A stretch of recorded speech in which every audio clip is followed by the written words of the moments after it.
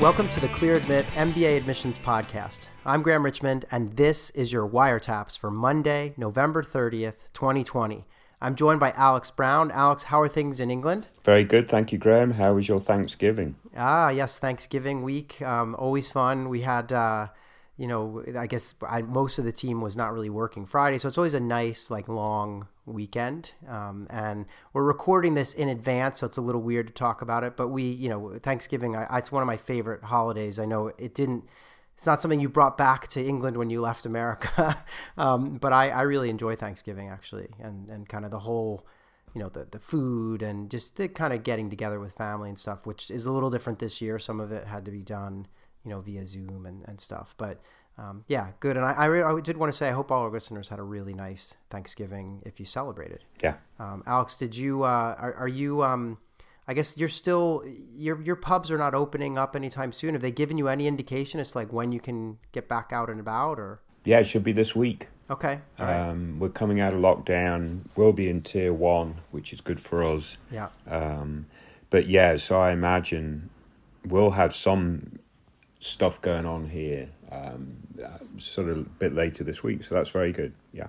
Yeah, that's good, especially with the holidays coming and stuff. So this is kind of a weird time. Obviously Thanksgiving holiday last week, and we've got, not a lot of schools do much around the Thanksgiving holiday, especially the American schools. So it's kind of quiet. But this week is the beginning of some real activity, right? What do we have to look forward to? Yeah, internally we call these decision weeks. And it begins this week for the next 2 to 3 weeks leading up to sort of the 20th of December or there and thereabouts.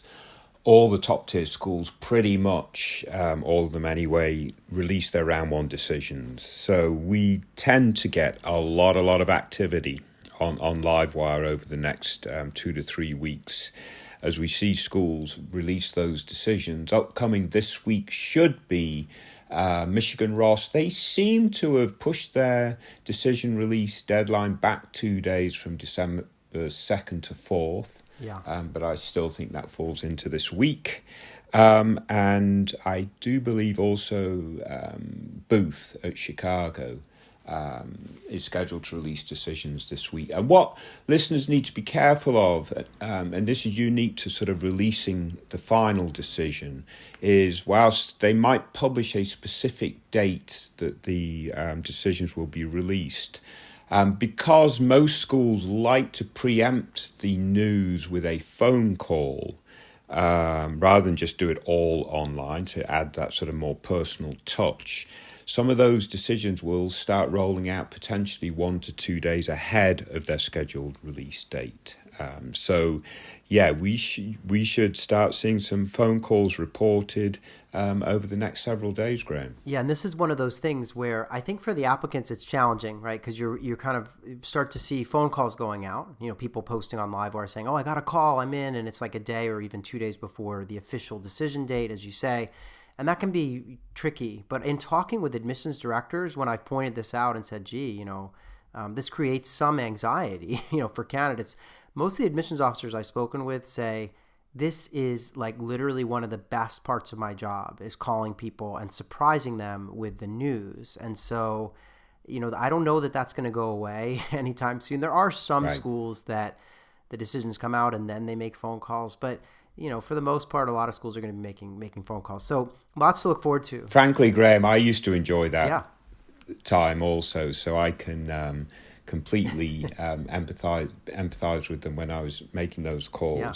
I will say, and I think I might have mentioned it one time on the podcast before, I did call up a candidate in Peru who'd already received their deny letter online, and we were actually planning to admit them. So that was a funny conversation, but that was many years ago. Schools don't do that anymore, I will say. Right. Nowadays, people aren't picking up the wrong stack of files to start making phone calls with. No, I made the right phone call. For some reason, the database had signaled the wrong decision to the candidate. So, it was a little bit of a hiccup. that I don't think occurs anymore. Yeah, and when I was reading at Wharton, I remember there was a second-year student who was a reader who left a set of files along with their backpack on the bus on the way home down into Center City, Philadelphia. And I don't know if those were ever recovered, but luckily they were printouts of the files, so that stuff was recovered internally and duplicated. But yeah, these things are all, most schools are reading virtually now, so that's a good thing. One other thing I wanted to say is that, I know it's hard to wait for these decisions. We have these chat rooms on the site that are open all the time, and so you can go to the chat rooms portion of our website and hang out with other candidates who are awaiting news. And I see that, even in recent days, people are kind of already kind of speculating and chit-chatting as they kind of kill time waiting for news. I've seen the Harvard and MIT chat rooms in particular being a little bit busy. So hang out there if you want.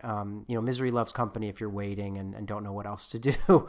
The other thing I wanted to mention is we've got a Real Humans that went out on the website for Darden at the University of Virginia. So read that if you're interested in that program. Some really nice interviews with current students there. And, I actually discovered a review with a podcast, Alex, that I didn't share with you. I'm not sure. I don't think we've talked about it on the podcast, at least. It's a review that came in from Canada. And as a result, it flew under the radar because due to some kind of glitch, like we don't see the non-US based reviews, it seems. So this review that we got, it calls the podcast an excellent resource. And it says, I am very impressed with the work that Graham, Alex, and the Clear Admit team put into this podcast week in and week out. I find that hearing from the experts makes the overall application process far less daunting, especially for those of us on a less traditional MBA path. Keep up the great work. I look forward to listening every week. So that's from Canuck 1426 via Apple Podcast Canada. So nice. That came in a while ago, but it flew under the radar. So we really appreciate that. And then one other thing before we get into this week's candidates that you've handpicked, and I actually had a chance to go through in detail, and I'm really looking forward to talking about these candidates because they all have kind of issues that we need to tackle. But before we do that, I just wanted to remind people that if you want to sort Livewire data and look at scatter plots and better understand your chances and how things look from school to school, we have this data dashboard. It's a paid thing, but it's only $20 for a month or $50 for the entire admission season. So please sign up for that. It's a great way to support Clear Admit and all the work we do with the wires. So check out the data dashboard if you can. Alex, let's dive in. You picked out 3 ApplyWire entries for this episode, and I think there's some common themes. We'll see how they emerge. But anything else that you wanted to share this week before we kind of dive in? No, let's get going. All right, so this is Wiretaps candidate number 1. So this person has 7 schools on the target list, and they don't want to start business school until the fall of 2022. So they're a little bit, they have some time. They've been working in wine e-commerce. They are based in Manila in the Philippines. And after business school, they're hoping to get into consulting or maybe even tech. And the companies they listed as targets are Bain, BCG, Deloitte, and Microsoft. This person has a 760 on the GMAT and a 2.88 GPA. And they've been working for 2.5 years. It'll be a bit more than that, obviously, by the time they matriculate. And they mentioned that they love the podcast and that listening to the podcast made them want to sort of chime in on the wires. And, essentially they're doing digital platform management for a wine startup in the Philippines. It's kind of a high impact role, but it's kind of a small company. And prior to that, they were in a leadership development program at a regional bank. So that's kind of the basic background. They gave us a lot more information in their post, and you had some back and forth with them. But what do you make of this candidate? I mean, for me, the thing that jumped out is the GPA and the non-traditional kind of background. But what's your take on this candidate, Alex? Yeah, I thought this podcast put this candidate to sleep. Yes. Oh, yes. Okay. I forgot to mention. And this was, I wasn't sure how to take this. They said, I just came back from listening to a bunch of wiretaps. In my case, I do it an hour before I sleep. It's oddly relaxing to hear you guys talk. So I think that's like a polite way of them saying that we actually put them to sleep at night. So I don't know what to make of that, Alex. Like, I feel like, not something I would normally tout. Say this podcast will put you to sleep. I don't know if we can advertise with that slogan. Yeah. Anyway, no, it's very good, very good. Yeah. And we try to make some funny remarks, but we do appreciate anybody that actually does listen to these podcasts. So no, that's excellent. I'm very interested in this candidate, Graham. For a start, they've got a 760 GMAT, so clearly they're wicked smart. Obviously, the GPA is a bit of an Achilles heel for them. Yeah. In terms of, if you've got a 760 GMAT, you should be getting a 3.8 GPA or something if it's going to be equivalent, right? So they're going to have to explain, add some context there in terms of explaining the GMAT. And I think correctly, they're planning to take some additional coursework. So I really like that. Be proactive. Don't let the AdCom make assumptions that you are not going to be committed to the academic piece of the program. So taking additional coursework is absolutely fantastic. They've got another year before they apply, so they've got some time to strengthen that area of the candidacy. So go all in and do it. They're working at a wine startup. That could go either way, I think. That could be really, really cool, or it could be okay, depending on the specific role in marketing that they have, their impact, how they've been able to be part of the team that's grown this business. Frankly, I mean, I might be a bit biased, but one, I like wine, so therefore it should be a good business. But actually, there's a really interesting brand I think it's called Tastery, that started off as a e-commerce platform for wine. And basically, they have a really clever way of using machine learning to match wine to tastes. So you create a taste profile and so on and so forth. Anyway, it's really super interesting. And I think if this business is doing something similar to that, they're engaged in that, they're doing something super interesting, that could be really, really, really quite cool. If they're not, doesn't mean to say it's not cool, but I have a bit of an affinity for that particular brand because I've read a lot about it. Mm-hmm. I'm very interested in machine learning anyway, and so on and so forth. So at the end of the day, I think there are really good elements to this candidacy. They've got to overcome this GPA. The GMAT clearly signals that they're super smart. So doing that extra coursework, Graham, is going to be super helpful to them, I would think. Yeah, I would say I don't think I mentioned it at the top here, but the schools they have on their list are Cornell, Dartmouth, Duke, Michigan, Kellogg, Stanford, and Darden. So as they correctly described, they said, I'm kind of targeting 8 to 15 kind of range schools ranking wise, and plus Stanford. Yeah. And the reason I'm mentioning that is because I think it's relevant when you think about the GPA and the fact that a lot of these top schools, they don't take that many candidates who don't cross that 3.0 barrier with the GPA. So it's a liability, right? But as you correctly point out, if this person does what they say, which is take extension classes, take classes from UCLA or Berkeley Extension, it sounds like they've already figured this out. They're going to take some maybe calculus and statistics. If they get A's in those courses, I think they can begin to mitigate the GPA a bit. I do think, they're still going to need to cast a wide net. This list of schools seems pretty good. I did have some questions, though, about this candidacy, and I think they do come back to, a lot of it comes back to work experience, because I feel like the GPA, it is what it is. They're going to do what they can to address it. They've got a stellar GMAT, as you point out, and so it comes down to work experience, and I was wondering, they were in a leadership development program for a bank. And so I wondered, what happened there? How did they end up in wine e-commerce from the bank? And it could be they did their 2 years in the leadership development program, and they did, it was really educational for them. They got exposure to a lot of different areas, but in the end, they didn't want to stay, and they wanted to do something entrepreneurial. So they joined, this startup.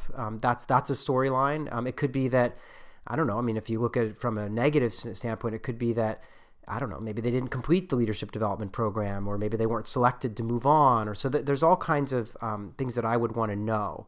And the reason is because I presume that their recommendations would likely be one from the wine startup and one from their bank or something. So just important to keep in mind. I wanted answers to that. And I feel like they did also mention that they've got some decent extracurriculars, and they also indicated they intend to be active in the LGBT community. So there's a box they can tick as well when they're applying, as a member of the LGBT community. So that gives them a bit of an edge too. So I think that there's like plenty here to work with and to like. As you said, the e-commerce side of the wine business is interesting. It's unique as well in terms of, there aren't that many candidates with this type of profile, but they've got this GPA issue to kind of overcome. So it's going to take a really strong storyline and set of applications, in my view, for them to make the cut at the schools on their list, especially Stanford. Yeah, no, I completely agree. And just to wrap things up, I would say a couple of other points. One, they're a very good writer, or at least they claim to be a very good writer, and they've written some very eloquent stuff in their notes section to sort of back that up. So that's very good. It's I do like the idea of applying to Stanford.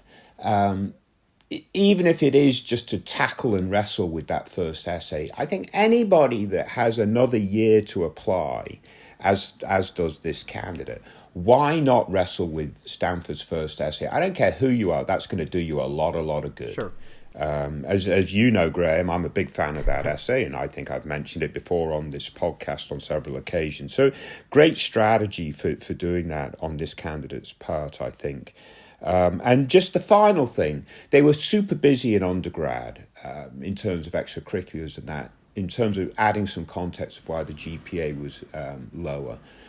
Unfortunately, whilst that does add context, you can't rely on that as an excuse, because you're going to be expected to be super busy in your MBA. So, there's going to be a wine club. There's going to be, a club for this, that, and the other. And you're going to want to be participating and taking on these leadership roles. So whilst that is important, that you come across as someone that's going to be really active in the MBA experience, it cannot come at the cost of the educational component of the MBA experience. So just absolutely bear that in mind. But again, with a 760 GMAT, this person is super smart. Yeah, agreed. I think, so they have some things to work on, but I love the fact that they're not applying just yet. So they have time to kind of really get their ducks in a row. All right, let's move on. I did want to thank them for posting, and as you said, for sharing their feedback on the podcast. I guess we should wish them sweet dreams, as they're probably drifting off to sleep as they listen. All right, so let's move on and talk about Wiretap's candidate number 2. So this candidate has also 7 schools on the list. They are Columbia, Harvard, LBS, MIT, Chicago, UCLA, and Yale. They want to start this coming fall, so 2021. This person is an elite gymnastics coach. That's their current job. And post-MBA, they're thinking consulting or maybe starting their own thing. And for some of the companies that they're targeting, they've got A.T. Kearney, Bain, Deloitte, Ernst & Young, McKinsey. GMAT score 660, and their GPA is a 3.64. They've got 3 years of work experience and are located in Tacoma, Washington. They mention in the notes, as I kind of indicated, they are an elite gymnastics coach. They have a master's in education in athletic administration, and they also have coaching experience at the NCAA level. They currently coach former junior and national team members, and they have had, they recently had an athlete signed with Stanford. So they have, they're kind of basically a gymnastics business with an American Olympian that basically runs gymnastics programs and clinics focused on helping athletes develop skills through gymnastics that are transferable to life outside of the gym. So they, it sounds like they're, there's a really niche kind of career, right? And they mention in the notes that they want to kind of expand beyond that and have a larger kind of impact. So what do you make of this candidate? Because, obviously, like the first candidate where we had a low GPA, so kind of an academic weakness, here we've got a decent GPA, but a pretty low GMAT score given the school list. So what do you make of this candidate? Quick thing back to you, Graham. Once in a while, or at least each admission season, Stanford, Harvard, Wharton, and you can name the schools, they let in people with GMATs lower than this, right? Of course. Yeah, there's always going to be a few. Yeah. Yep. And quite frankly, why not this guy? Yeah. And I say that because I think this is the sort of person who may well get into a very top school with a mediocre GMAT score. Why is that? Well, they have a super interesting profile, so their ability to add to the academic environment and the learning environment during the MBA program is going to be pretty high, I would imagine. They just got very different experiences, super interesting experiences, and so forth. And what I also really like about this candidate, they're long term. I want to leverage my youth athletics experience and future consulting experience to create national and international platforms for youth athletes to use sport as a vehicle for personal development. Now, that's quite a long sort of tongue-twisting sentence, but the reason why I really like it is they're not planning just to leave gymnastics and leave that industry, but they're planning to go off, do an MBA, get some consulting experience, i.e. get that business stuff sort of really squared away from an intellectual and then a practical standpoint, and then return to this industry and make a big impact. So I got to think that that's super, super cool. Having said all that, the person clearly plans to retake the GMAT. And please don't not do that because I said you're going to get in with a 660 because that would be ridiculous. Yeah. And we don't know you would get in. I just think you're the sort of candidate that might get in with a 660. But the point is, the 660 in my book is, if you look at the overall profile, everything that the admissions committee is going to be looking at, that's the outlier, that's the weak point. For any candidate, if you have an outlier, if you have a weak point and you can strengthen that weak point, it raises everything. So if this candidate comes back and let's say they've got a 700 plus, they've got a 364 GPA, they've got a master's degree, they're an elite gymnastics coach, they're this, they're that, it's like, wow. Absolutely fantastic. We've got to interview this person. Then it's up to the interview to carry this candidacy to the final decision. So at this point, that's what you're kind of doing, right? You're trying to make sure you get that interview at the very, very top schools. Graham, I love this candidate. I wish them the absolute best in retaking the GMAT. Bump it up. But I got to think that the AdCom readers are going to be excited to meet with this person. Yeah, I agree. I would say it sounds to me like this person should be able to eke out some points on the verbal side based on they gave us their splits and stuff. So, and they were a poli-sci and human rights kind of major and stuff. So you would think that they could eke out some points there. And, they have some quant classes on the undergraduate transcript with decent grades. So I like this candidate. I think what was interesting to me is one of the folks in the Clear Admit community who commented on the profile said, "I would love to have you as a classmate." Because so it's obviously there's this like instant appeal in having someone from a different domain who can kind of share a different point of view. But they did also say they're a gymnastics fan, and I think those folks are about as rare as horse racing fans. So, I mean, nothing against gymnasts, but having worked in the horse racing industry for several years myself, I recognise the some of the issues you face when you do work in a very niche sports industry. Yeah, that makes sense. I mean, but the other thing I was thinking about is I, like you, was struck by the desire of this candidate to return to their roots with the long-term goal. I was less taken with the consulting short-term goal, and I feel like this is like 2 weeks in a row where I'm critiquing someone for a short-term goal of consulting. But I wondered, so many candidates who graduate from business school go off and work at companies like, Nike or Patagonia, or there are companies in the kind of sports apparel domain that are hiring MBAs, and I was like, oh, maybe do something in that domain where you could get involved with Nike in one of their programs to train athletes, or doing similar work to what this person ultimately wants to do in the long term. All the kind of footwear companies, and so that was just something I wanted to plant the seed on. And I think I've been influenced by a conversation I had with Eric Johnson, who's the executive director of career services at Indiana Kelley School.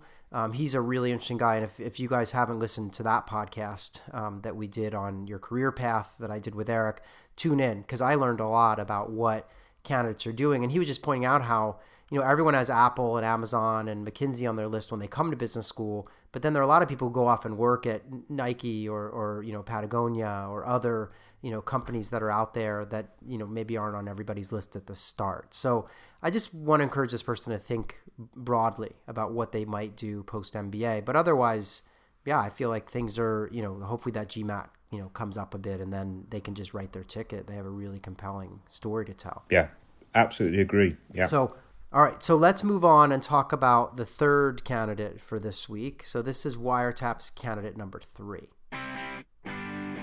So here we have a candidate applying to 6 schools. They are Columbia, NYU, Stanford, UCLA, USC, and Yale. And they want to start next fall. This person's pre-MBA career has been in entertainment and education. And post-MBA, they're thinking about maybe nonprofit, social impact, or potentially entertainment stuff as well. GRE score is a 320, and that's with an even split, I believe, of 160 in each section.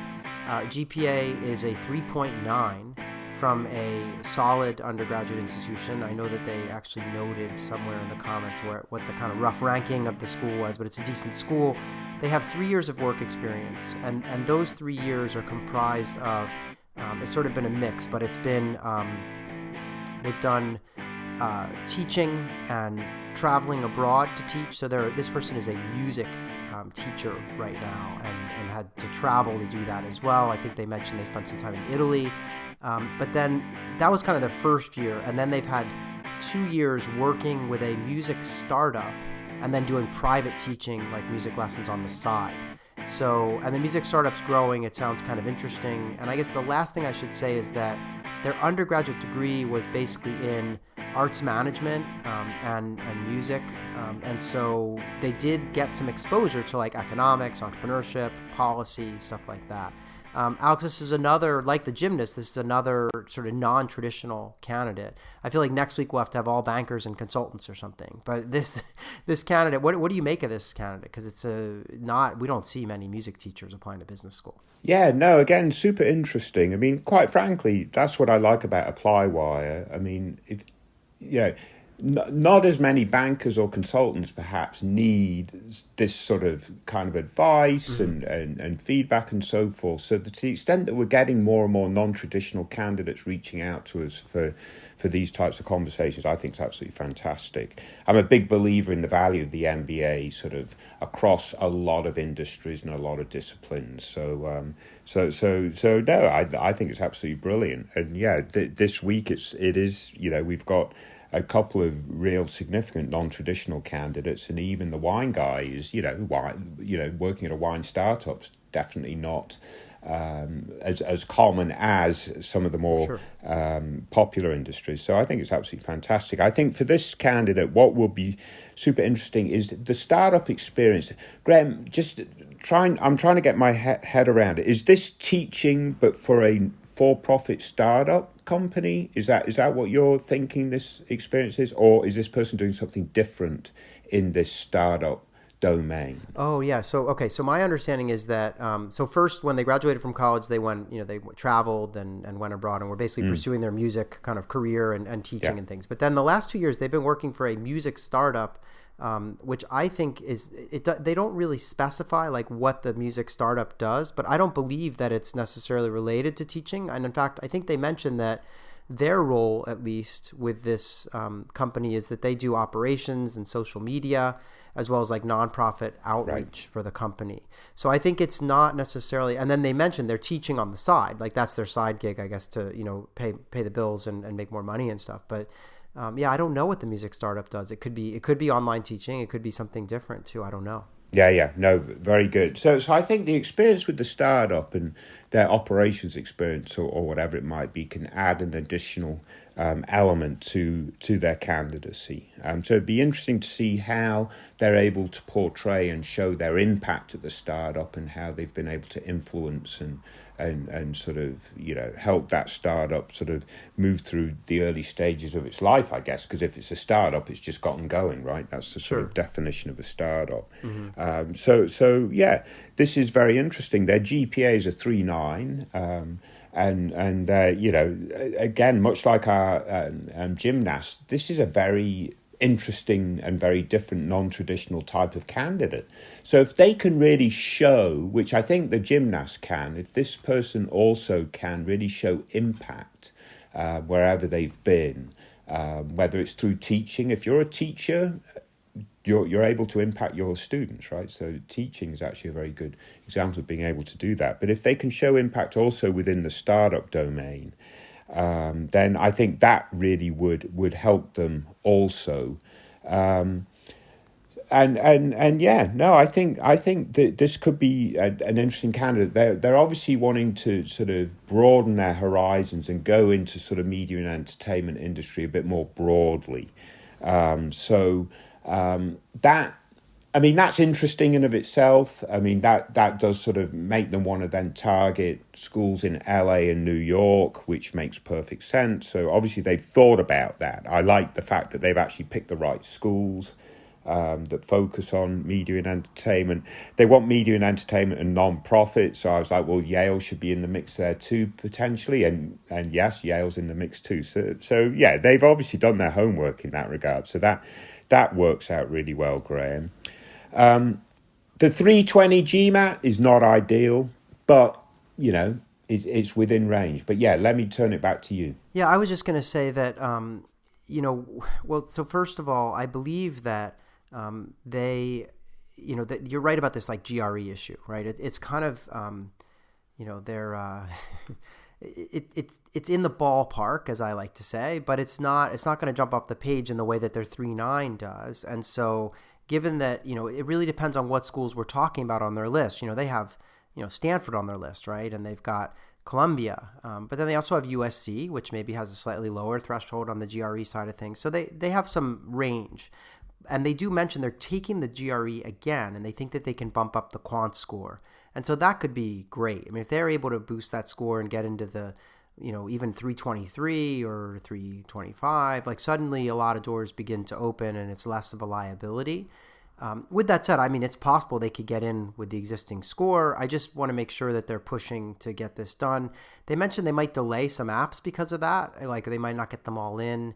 And I would sort of say, you know what, get in your apps in round 2, and then, you know, if you need to alert the schools that a new GRE score is coming and that they'll have it within a couple weeks of you applying, then so be it. They'll actually take note of that in most cases. So yeah, that's my take. The other thing I wanted to mention with school selection is I'm going to disagree with you just slightly. I think that they have some of the schools in, you know, New York and LA that you would expect to see, given those schools' propensity to place people in, you know, media and entertainment.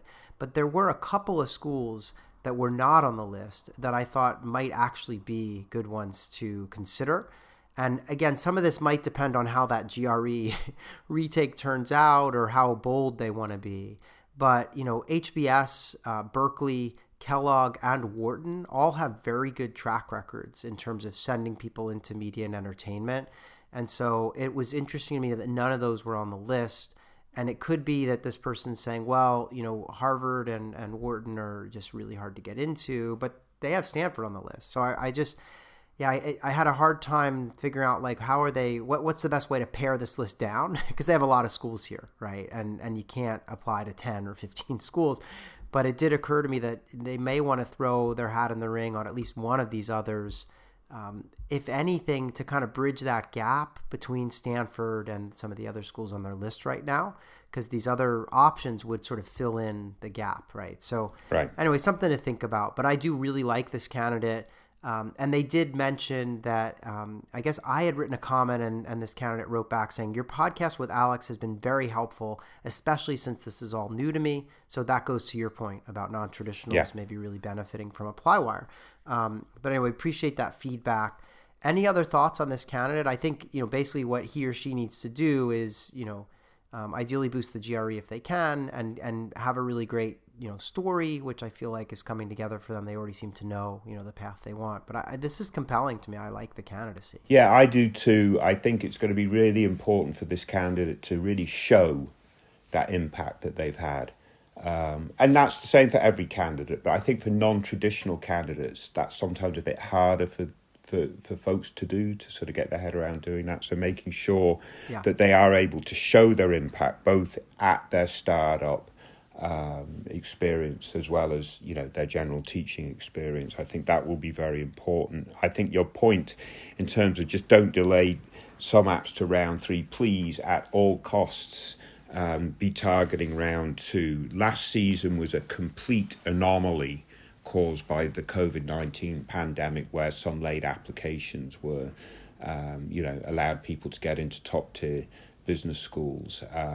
That it was an absolute anomaly.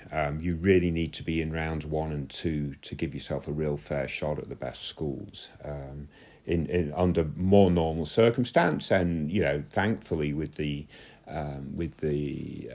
vaccine developments that we're seeing now, things hopefully should start to return to normal over the next several months. So yeah, rounds 1 and 2 is what you need to target. And as Graham pointed out, if you're going to retake a test, and in this case the GRE, and you can only schedule it after the deadline, then absolutely still get it in round 2 and make a note in your application that the test will be forthcoming on a specific date and so on and so forth. But yeah, no, I agree with you, Graham.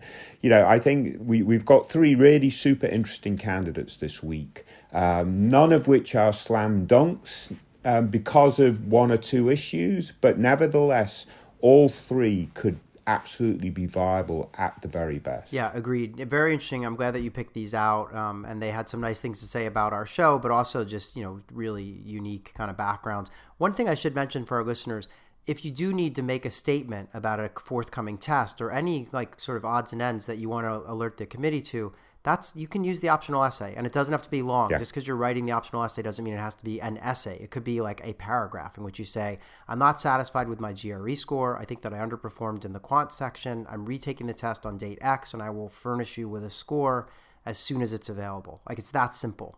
It doesn't have to be a long thing. So again, Alex, thanks for picking these out. We'll be back in 1 week's time. I did want to ask people to rate and review this podcast. I feel like we haven't had many ratings. So just, that doesn't take much, right? I know writing a review, you got to think it through, but just tap the stars and stuff and rate our rate. Graham, you got to ask these call outs at the beginning of the podcast because people will be asleep by now. Anyway, we'll be back in 1 week's time when I promise to bug you to rate and review at the beginning of the episode. All right, thanks, Alex. Very good. Stay safe, everyone, and good luck.